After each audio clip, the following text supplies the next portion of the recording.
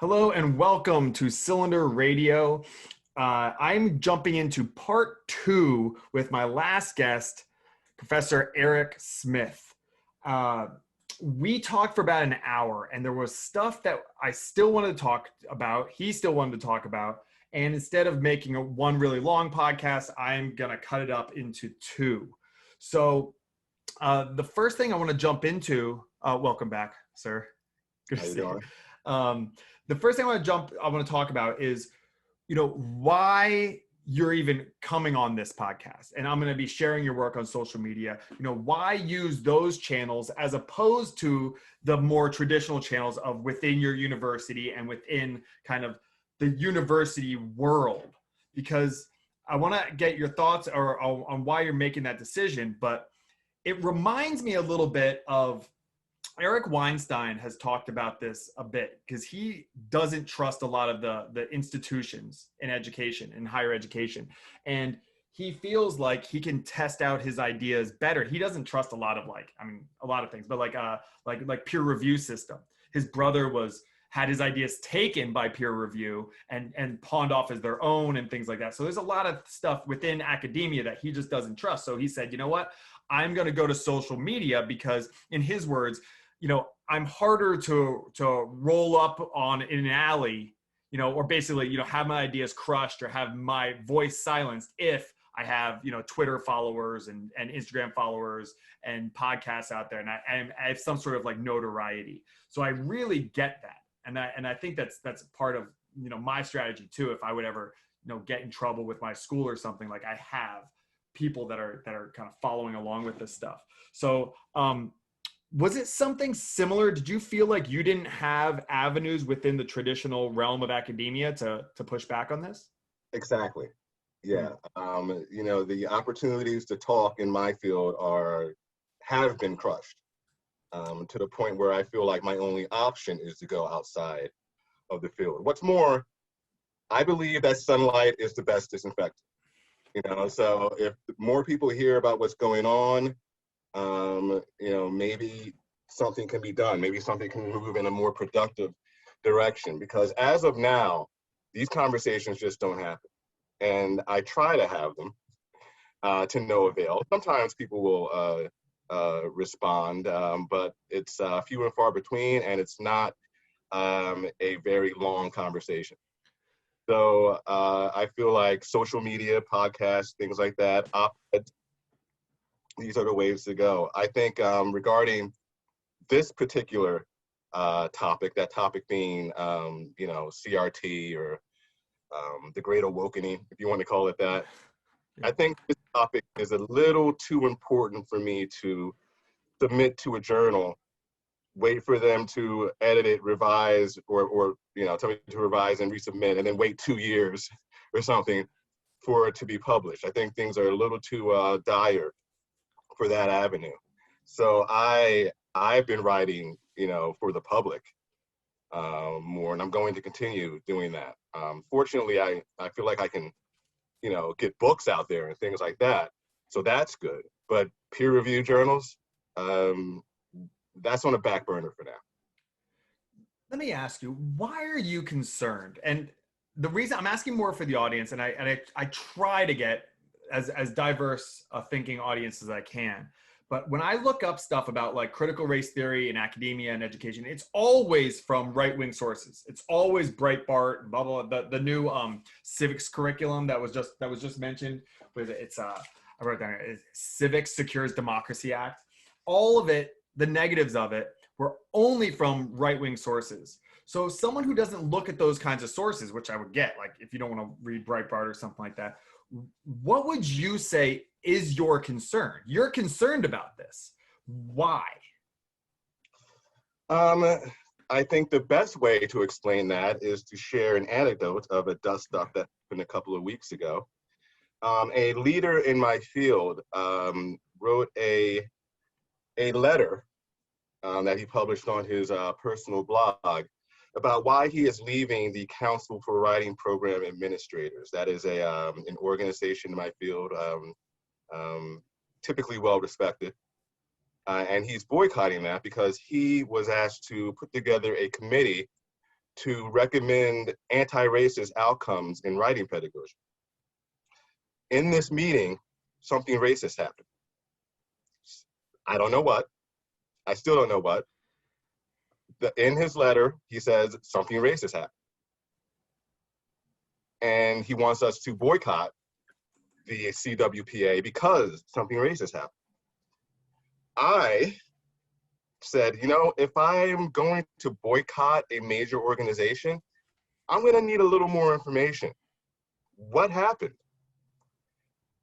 Because of that question, I am now a Nazi, right? I am now a white supremacist.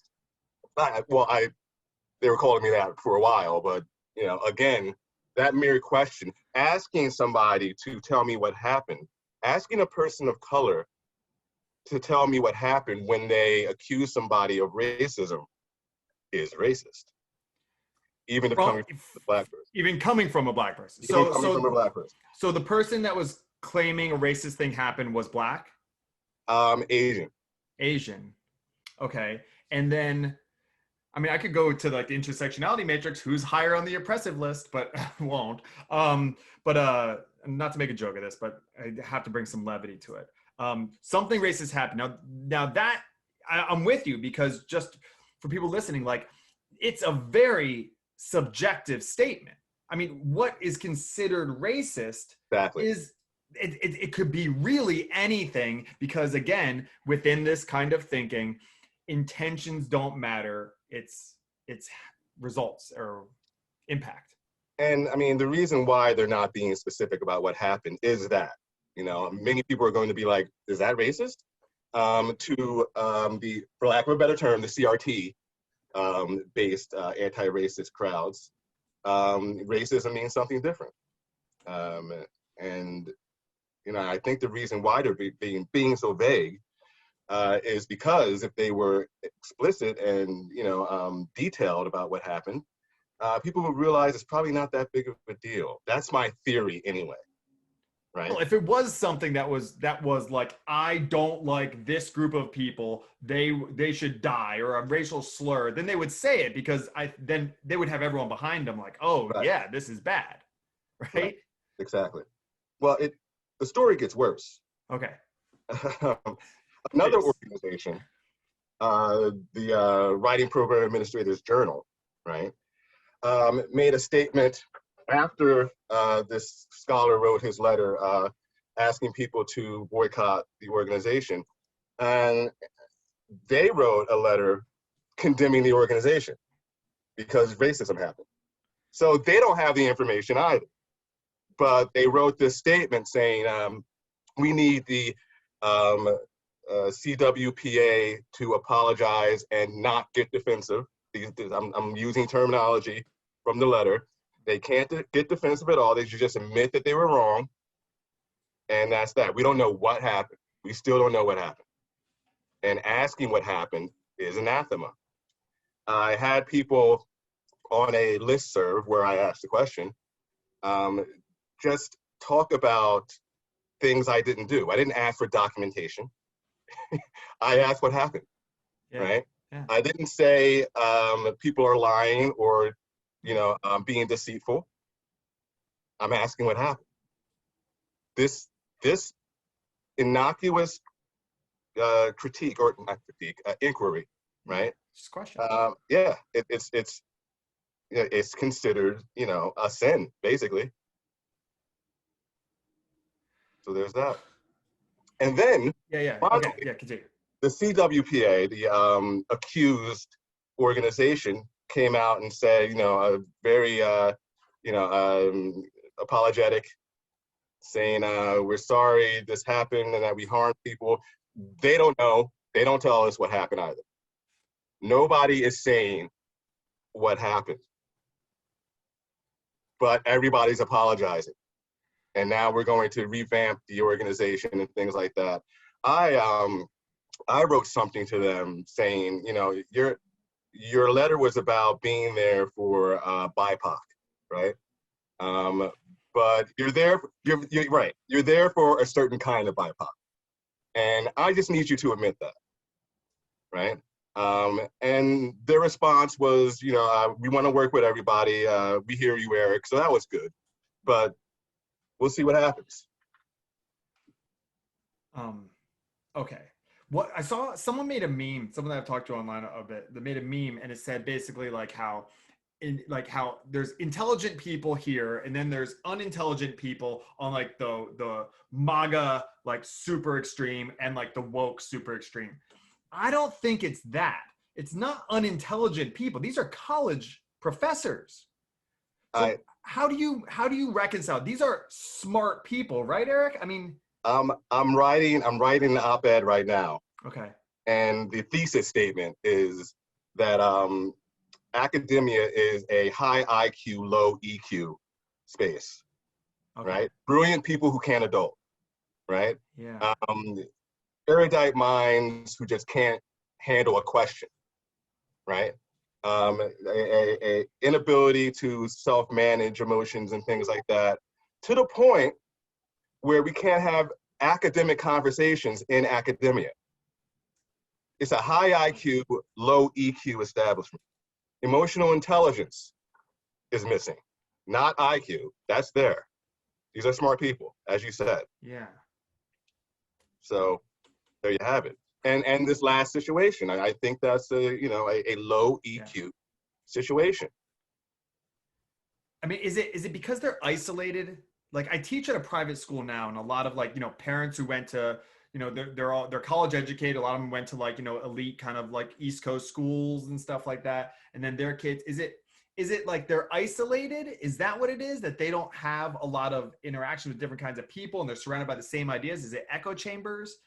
Does that play a role? Is it just the way, like, what is it about someone who is, I don't know this much about the brain, but like, how much is it these people who are intelligent, but they don't see this stuff that is obvious. I have a 6-year-old and he knows that defund the police is a terrible idea.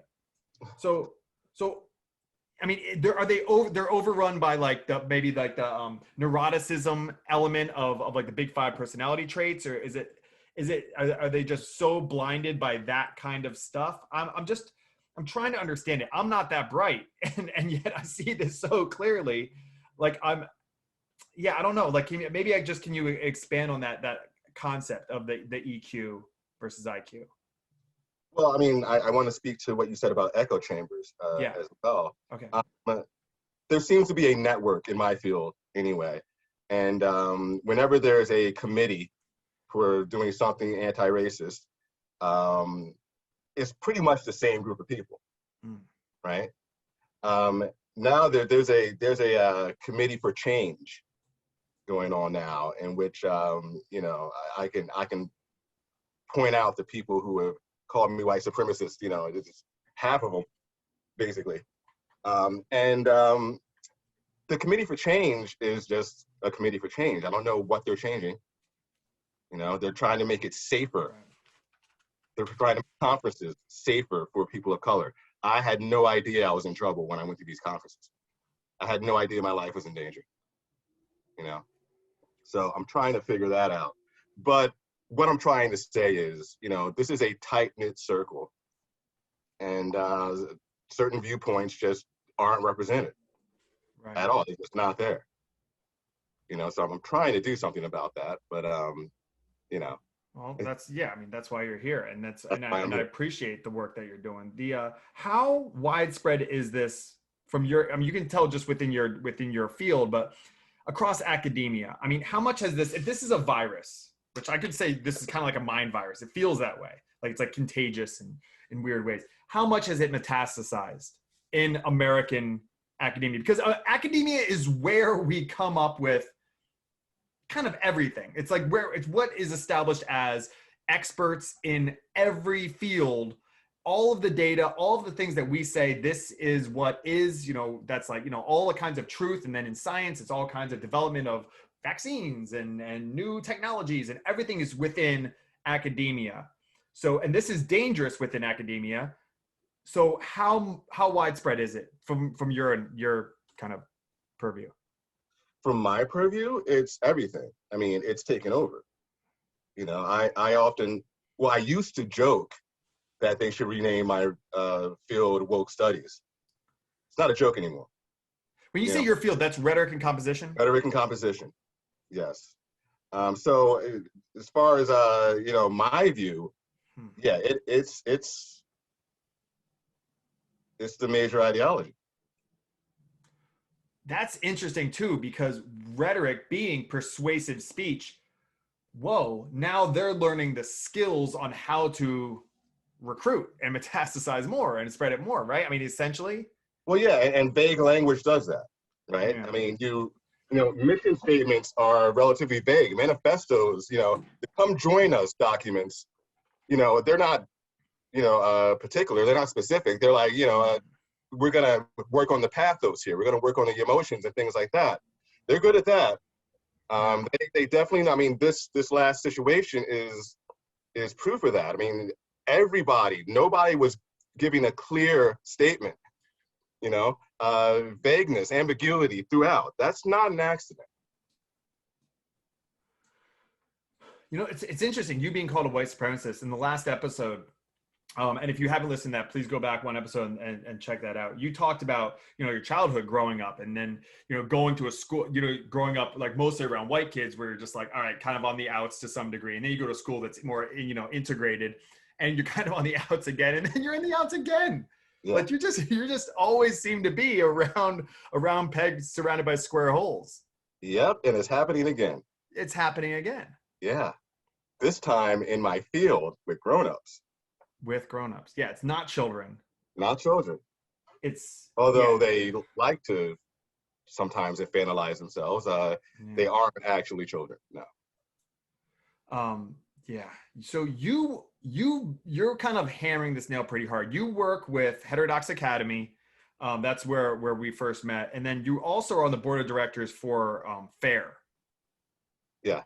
Can you just share like a little bit about those organizations just for people, because those are like the two from what I would say are like the two big organizations promoting viewpoint diversity and kind of fighting back against a lot of these ideas.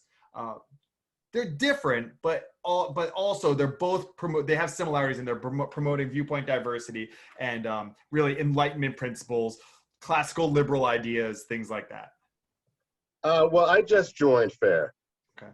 So, I mean, I'm literally pulling up the website right now. I didn't tell you that, so you must have seen it here. Yeah, I saw it because I looked at it's an all-star cast that you're with. I mean, it's you and it's a lot of just people who are really leading this charge. A lot of brilliant thinkers. It's a great group that you're in. Yeah. Oh, there I am. Yeah. All right. So that's happening. Good. I just joined that, but I can't talk about this actually because I've been sworn to secrecy. Okay. But I know a couple of people who have needed organizations like FAIR because their careers are in danger. Their reputations and things like that. And their careers are in danger because they're doing their jobs, right? Yeah. They're teaching what they were supposed to be teaching, right? They're writing what they were supposed to be writing. Their competence is what's getting them in trouble.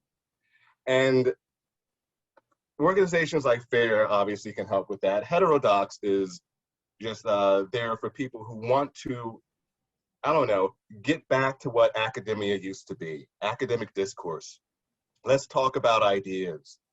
Let's have, quote unquote arguments, debates, and things like that. Let's have that, right? That's fine. That's the lifeblood of academia, So I'm there as an alternative space to what's going on in my field. FAIR is, again, I'm just an advisor, right? I'm not the people who put it together, right, or anything like that. And once I'm out of the paper grading hell I'm in right now, I will focus more on these organizations. Yeah, well, part of why I think that and everyone who I've talked to about this issue kind of has their little niche. but your niche is really important, not just because it's persuasive and we need to persuade people about why these ideas are bad. But I was reading something that was just sent to me by Ian Rowe, who is also, I think, on the board of FAIR, sent me this thing from the Manhattan Institute about they did a study on asking, I believe it was, I don't know if it was college students. Shoot, now I forget the age range, but it was a group of Black Americans, and they asked essentially what causes more deaths in the African American community, car accidents or police shooting. And then they studied who said, it's just for those of you listening, it's many, many, many more car accidents. But not everyone answered that way. And so it's a lot about perception, the construction of this idea of how pervasive is racism, this one specifically within police departments. And then they studied who gave, the wrong statistical answer and who gave the right answer. And then they equated that to where you fall along the political spectrum and things like that. But one of the things that was included in this was they gave people excerpts to read, and they gave them Ta-Nehisi Coates' just excerpt.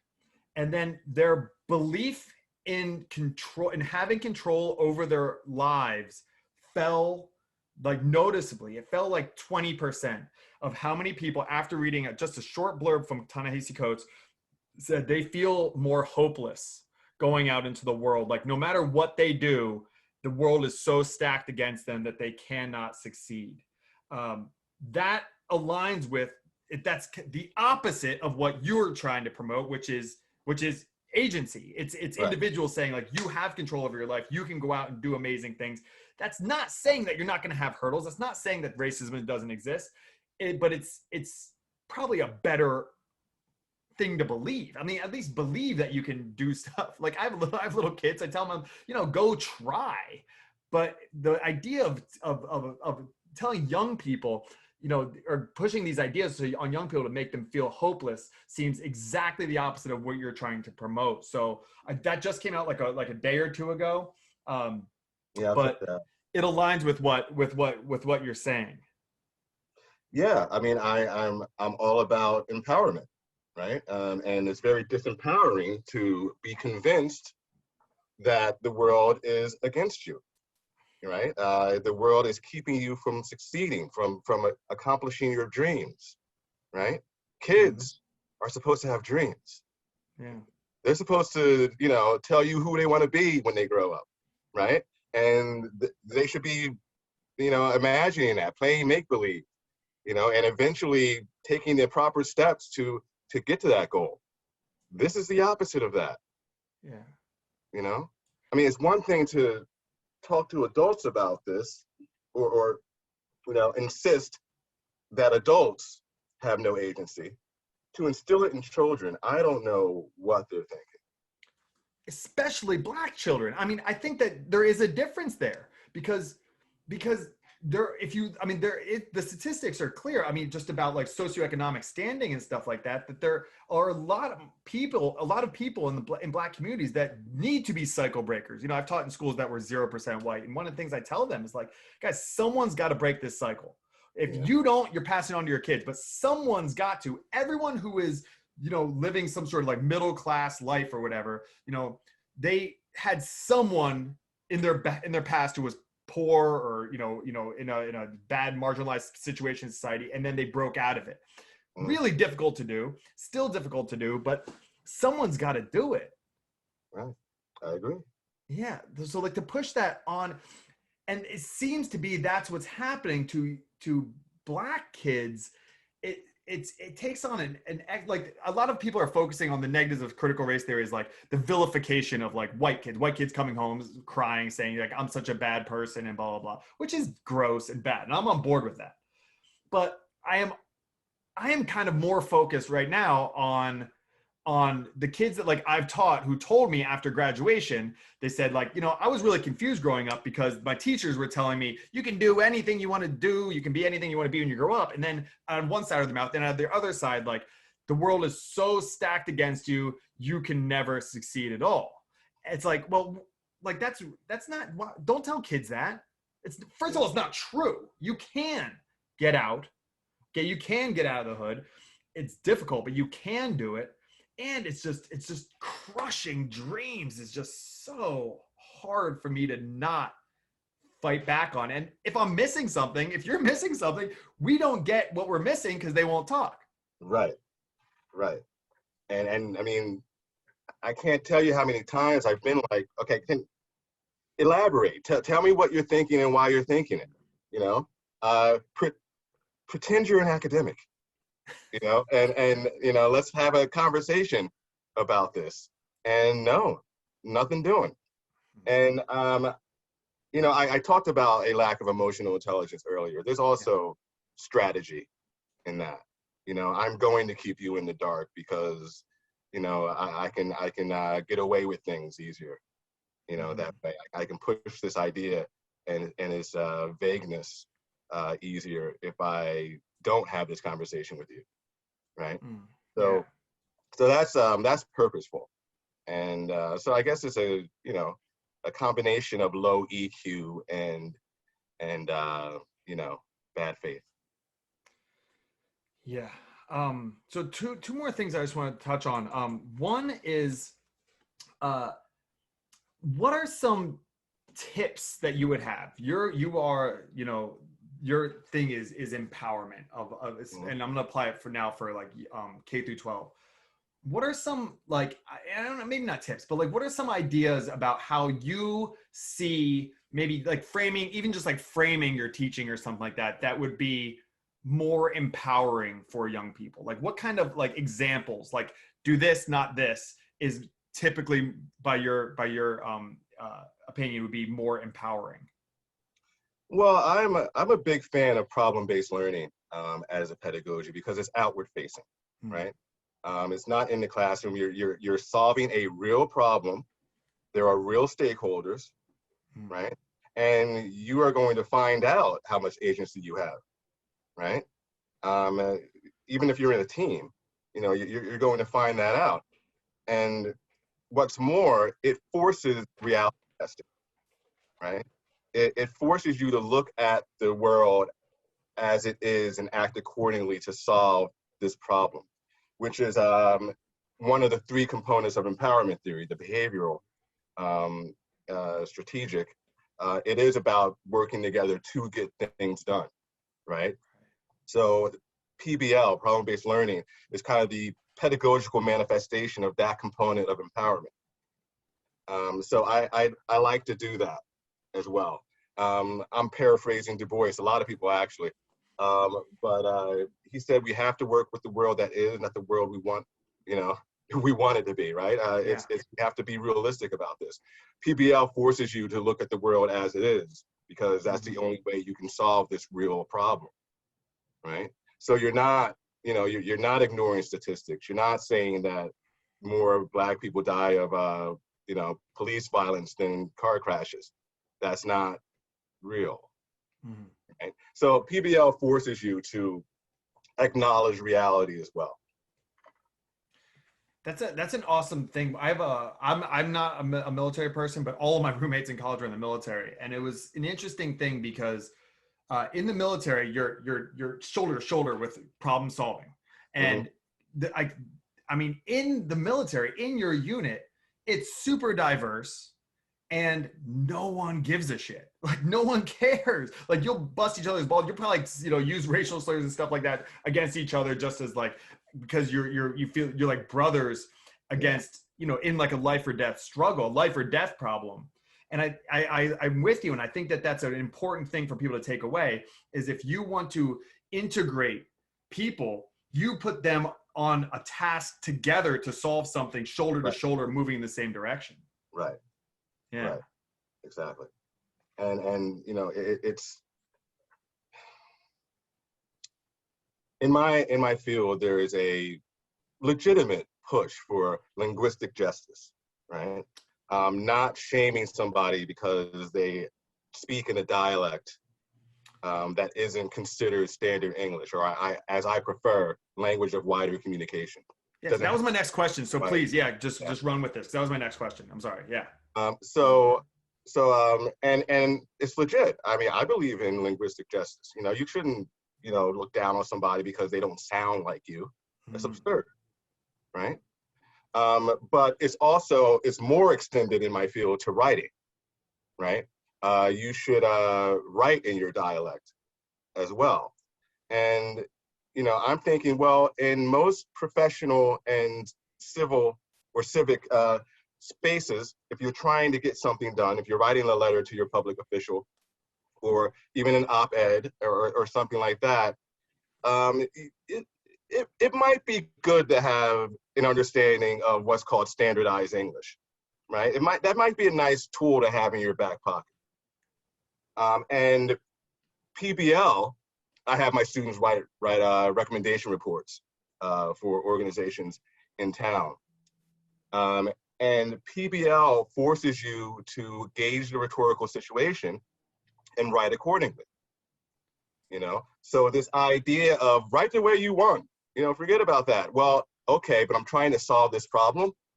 And the best way to get people on board is to use a language of wider communication, a standardized, quote unquote, English for this particular situation, right? And so PBL also, I mean, it forces that as well. It forces you to be rhetorical. Go figure. Rhetoricians being rhetorical. Students in a rhetoric class being rhetorical. It forces you to look at the situation and act accordingly. Okay, so where this comes up, like the way this comes up for me is my wife owns a salon in LA, and she has to hire for like front desk, and they have to write a lot of emails. So one of the things she does when she hires people is says like, all right, here's like a sample angry person, and you have to write a response. And like the spelling is off, grammar is off, all of that kind of stuff. And this goes across, all kinds of racial lines and stuff like that. But she won't hire you because if you send an email or you try and, sell people on getting a service and it's misspelled, then they're like, oh, well, when I go to get my eyebrows done, they're going to be all over the place. Because if language is just like, whatever, then maybe the work you do, if I hire you to fix my roof, maybe it'll be whatever. Like how you speak and communicate is somehow correlated to how you do other things. And it's not the student's fault if they weren't taught properly, but it is the teacher's job to teach them how to communicate effectively. But now communicating effectively with like proper English is labeled as like white supremacy. Yeah. And because it's like the white language or standard English is like, England is like white and stuff like that. But how do you navigate that? How do you navigate those waters? Because it's a tough one. That's a tough situation. This level of pragmatic thinking, this facing reality for what it is considered a perpetuation of white supremacy. Yeah, you're being practical, but you're also keeping it going. So you have to fight against it. You have to write an email in a dialect that the customers aren't expecting, right? That the customers don't see much ethos in, unfortunately, right? Unfortunately, but it's true. There's a certain mode of writing, right, that they expect. And you should probably use that if you want their patronage, right? That's considered, you're helping the bad guys if you do that. So your wife, in looking for somebody who can write in English that is deemed standardized, right? She's racist. Right. Even though it's directly correlated with when they have sent emails with grammar errors, they got less bookings. So my wife doesn't. I mean, look, if they could say all kinds of language and it makes money, she's a business person. It's like she doesn't care. But Nicole Hannah-Jones writes for 1619 Project. It's grammatically correct, right? So I mean, Ibram X. Kendi, his books are grammatically correct. Yes, because they are stuck in a racist system. So it has, and he's trying to sell books. Just the hypocrisy is that's the thing that I'm really struggle with most with a lot of this stuff. Douglas Murray's book, Madness of Crowds, was just a whole book of just hypocrisy everywhere. There's no structure to this thinking. It's just, I'm going to think this way when it's convenient for my agenda, and I'm going to think that way when it's convenient for my agenda. Yeah. But what are we going to just get rid of all of these standards or something? What is the end goal? I guess is my question for these people that you are dealing with a lot. What is, even in your field, what is the goal? What is their end goal with this? Do they have an end goal? If they do, they're, surprise, surprise, being vague about it. Often when I take this to its logical progression, you know, I see the reintroduction of segregation, right? You know, we will be a diverse country, but we'll all be in, you know, each race will be on its own over here, doing its own thing. And you know, that seems to be where we're headed with this. And I mean, I find that hard to believe, but at the same time, when you look at, you know, what's going on, it really seems like they're basically saying we can't coexist here. You know, the presence of white teachers is a problem, said one of the scholars in my field. The same scholar that wrote the letter asking us to boycott the organization. You know, the mere presence of white teachers is a problem. And if that's a common refrain, then what is there to do but separate? And you make things about race, so will they. And there are real racists out there. And I think that they're actually, I think racism was at its low point in American history. We have a pretty racist effing past. And it was really like rolling up, the train was just coming to an end and then started ramped up again. I think that we're gonna have like what you and I would consider like racism, like real, like people who think this way. I think it's gonna start to grow significantly because people are tired of being labeled that way. I see it in high school. A kid gets labeled as the bad kid over and over and over again, even when he's not. He's like, all right, screw it then. Yeah, I'm gonna start vandalizing. Yeah.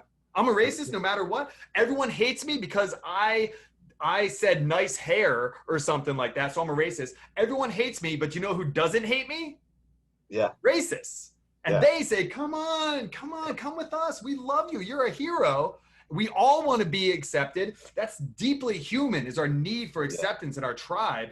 And if I get ostracized from my community, I'm going to go to where they take me. And that, the racist people, the David Dukes of the world are probably like, oh, Ibram Kendi, keep going. Because I've had this conversation with people. And here's the thing. I mean, it seems like, you know, people in my field just don't understand that. They don't understand that, or that's what they want, right? You know, I don't think and obviously, well, not obviously, but I mean, it's hard to believe that's what they want. Right. But I mean, like we said earlier, they're smart people. You know, they have to see where this is going. And yes, this is going to create more old-fashioned racism. Yes. And then we're gonna go, oh, remember the days when like, you know, microaggressions were a thing. Like, yeah. And that's I mean, there's so many concerns I have. I mean, there's just so many, from not being able to get a job because you were told don't worry about speaking, you know, proper English, to real racism going out there and real, like, you know, like hate crimes rising up, and all of that kind of stuff is gonna start to just get worse and worse and worse. Well, I mean, and then they can look, I'm sorry, but like, and then what will happen is Ibram Kendi and those will say, look at all the hate crimes, look at all the white supremacy. And it's like, yeah, but you caused this. You had something to do with this, but it'll become a self-fulfilling prophecy almost. Well, I mean, doesn't Kendi want a Department of Anti-Racism or something? Well, he runs the Boston University Center. Well, he runs that, but he wants even more. Yes, he wants it in government, you're saying. He wants it in government. Yeah. You need racism for that, don't you? Yeah. You know, if you're going to have a department of anti-racism to justify its existence, you need racism. Yeah. You know, so there you have it. Now, it's in his best interest to keep racism alive. Yeah, and cover up any statistic. You run the Save the Panda Foundation, and a survey comes out that says panda numbers are through the roof. You bury that data because you have 25 employees at Save the Panda Foundation. What are you going to just fire all those? You're going to fire all your DEI people? Mm-hmm. Yeah. All right. So now I'm depressed. Okay. So what do we do, Eric? What the people listening now? You and I have done 2 hours now together talking about this stuff.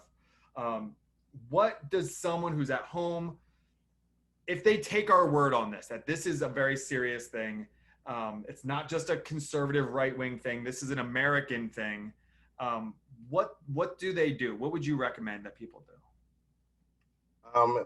Find like-minded people and create a united front against this stuff. Strength in numbers. Strength in numbers, because I mean, who is it? Paul Rossi. Mm-hmm. I think, from what I can gather, he was alone in pushing back. Yeah.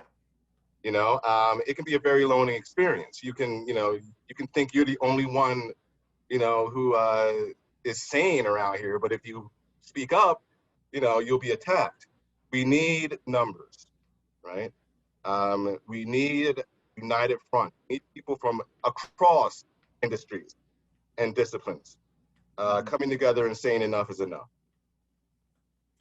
Yeah, if you go back into my podcast, you listen to the episode Woke Education, it's called. I did an interview with a teacher at a very similar school to Paul Rossi. He's talking about very similar things about a year ago.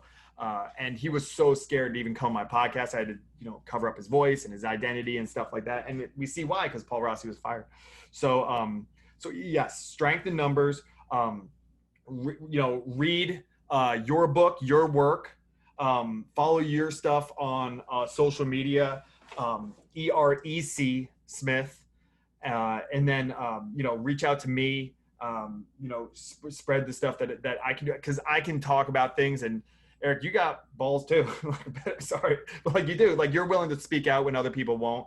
And I think that for people that are scared to, they can share their stories with you privately if they're scared of getting fired, and then you can blast those out, and I can do the same thing. Yeah. Sign me up. Yeah, absolutely. So I'll put your information in the notes and everything like that. Eric, thank you so much for coming on here again, sharing what's going on, ringing the alarm as loud as we can. I really appreciate you a ton. Thank you. Thanks for giving me the opportunity to do so. Absolutely. Thank you. All right. Take care.